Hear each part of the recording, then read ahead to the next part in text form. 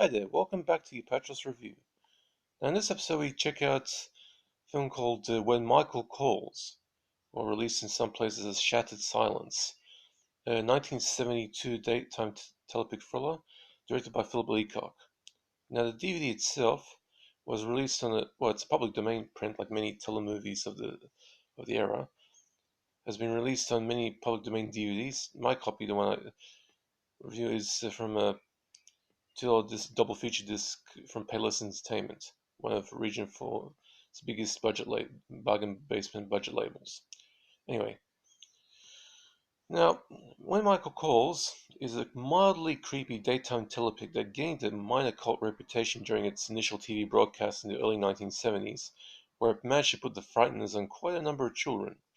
A divorced mother who puts up with a high-priced lawyer ex, abruptly returning to visit their young daughter, suddenly finds herself being the recipient of some strange phone calls from a young boy claiming to be her nephew Michael.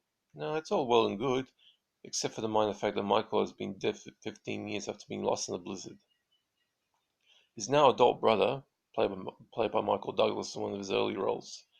Oh, and by the way, happy birthday, Kirk Douglas. He turned 103 a few days ago. Cool. Last of his generation of actors. Anyway, the brother claims that the calls are impossible, but when Michael keeps calling and cussing out some people who then turn up dead from mysterious accidents, his aunt's ex tries to find out how this situation is coming about, leading to a surprise revelation about his ex's family dynamic. Now, when Michael Calls, which is issued in that cheap DVD here under a 1990 print called The Shattered Silence, is a pretty standard thriller that might be creepy. Even I had some chills going down my spine whenever Michael calls up his aunt and says, "I'm dead, aren't I?" Whoa. But the end revelation, which points to a sophisticated scheme to drive the woman mad as revenge for her part in the relative's committal to an asylum, doesn't entirely make sense. The culprit is in the room when some of the calls are made, which is impossible unless somebody else is helping him.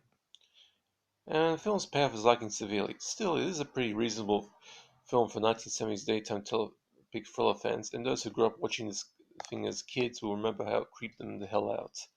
Now, there's no gore, but there is a body count. One person actually gets stung by bees after somebody switches the chloroform for bee venom. Ugh. And there's no nudity or sexiness. So anyway, the disc, there are some issues, like for example, during the opening credits, there's some distortion with the sound. Like for example, the text maybe accidentally was fudging around the sound balance this thing was going. But honestly, like I said, the film itself gets a.